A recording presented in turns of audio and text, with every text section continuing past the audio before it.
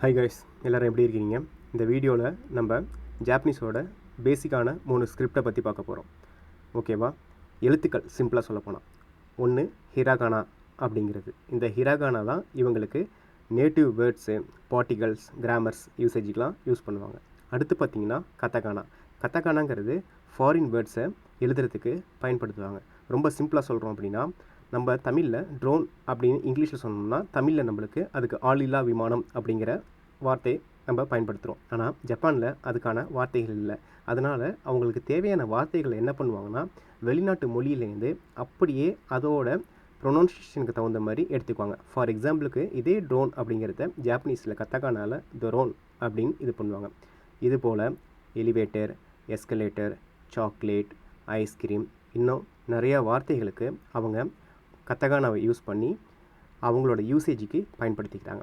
ஓகேவா? மூணாவது தான் மெயின் காஞ்சி. இது என்னென்னா சிம்பிள் பேஸ் பண்ண மீனிங். ஃபார் எக்ஸாம்பிளுக்கு ஈஸியாக சொல்லணும்னா இந்த சிம்பிளுக்கு இந்த மீனிங் அப்படிங்கிறது. இவங்க இதை சைனாட்டேருந்து கடன் வாங்கி இருக்காங்க. ஓகேவா? இதை பார்க்குறதுக்கு முன்னாடி ரொம்ப இன்ட்ரெஸ்டிங்கானது தமிழ் வழியில் ஜாப்பனீஸ் படிக்கிறது ஏன் ஈஸி அப்படிங்கிறத நம்ம பார்த்துடலாம். இதில் பாருங்கள், லெஃப்ட் சைடில் தமிழில் எழுதியிருக்கேன், ரைட் சைடில் ஜாப்பனீஸில் இருக்குது. நான் ஆப்பிளை சாப்பிடுகிறேன். வதாஷிவா ரிங்கோவோ தபேமாஸ்.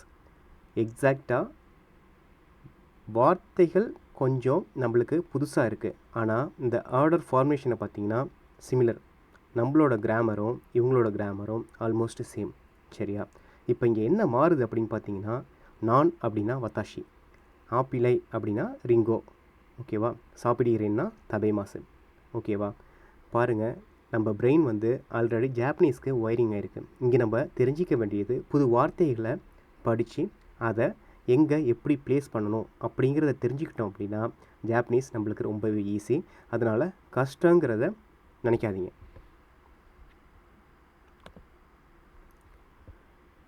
இப்போ ஹிராகானான்னு சொன்னேன், கத்தாகானான்னு சொன்னேன் இல்லையா? ஹிராகானாவில் டோட்டலாக 46 எழுத்துக்கள் இருக்குது. அதேமாரி அதே சேம் எழுத்துக்கள் தான் 46 எழுத்துக்கள் தான் கத்தகானாலையும் இருக்குது. சரியா? இப்போ ஹிராகானாவில் இந்த வார்த்தையை பார்க்குறதுக்கு எப்படி இருக்குது? நம்மளோட தமிழ் எழுத்தில் இருக்கிற கா மாதிரி இருக்குது இல்லையா? ஆனால் இது அ. ஓகேவா? ஆன்னு ப்ரொனன்ஷியேட் பண்ணணும். எக்ஸாக்டாக நம்மளோட ஆவோட சவுண்டு அம்மாவுக்கு யூஸ் பண்ணுவோம்ல, அந்த சவுண்டு தான். ரைட் சைடில் என்ன ஸ்ட்ரோக் ஆர்டர்னு எழுதியிருக்குன்னு பார்த்தீங்கன்னா, இது எந்த லாங்குவேஜில் இருக்கிற ஸ்கிரிப்டுக்குமே எப்படி நம்ம எங்கேருந்து ஆரம்பித்து எங்கே முடிக்கணும் அப்படிங்கிற ஒரு வரிசை இருக்குது இல்லையா? அதே தான் இங்கே ஸ்ட்ரோக் ஆர்டர்னு கொடுத்துருக்கேன். ஒவ்வொரு எழுத்துக்கும் ஒரு ஸ்ட்ரோக் ஆர்டர்ஸ் இருக்குது. இப்போ ஹிராகானாவோட அந்த 46 எழுத்துக்களுக்கும் ஈக்குவலான நம்மளோட தமிழ் சப்தங்களும் இருக்குது. ஓகேவா? இந்த சார்ட்டில் பார்த்தீங்கன்னா தெரியும், லெஃப்ட் சைடில் ஆரம்பித்து ரைட் சைடில் முடியுது. லெஃப்ட் சைடு ஃபஸ்ட்டில் உள்ளது பார்த்திங்கன்னா அ ரோ அப்படின்னு சொல்லுவோம். அதுக்கு அடுத்து க ரோ, அதுக்கப்புறம் ச ரோ, அதுக்கப்புறம் த, அதுக்கப்புறம் ந, அதுக்கப்புறம் ஹ, அதுக்கப்புறம் மா, அதுக்கப்புறம் ய, அதுக்கப்புறம் ர, அதுக்கப்புறம் வ அண்ட் இன். ஓகேங்களா? இதே 46 வார்த்தைகள் தான் கத்தகானாலையும் இருக்குது. ஆனால் சிம்பிளாக கொஞ்சம் எழுத்தோட பார்க்குற விதம் ப்ளஸ் எழுதுகிற விதம் தான் மாறி இருக்க தவிர சேம் ஆர்டர், சேம் சவுண்டு மட்டும்தான். சரியா?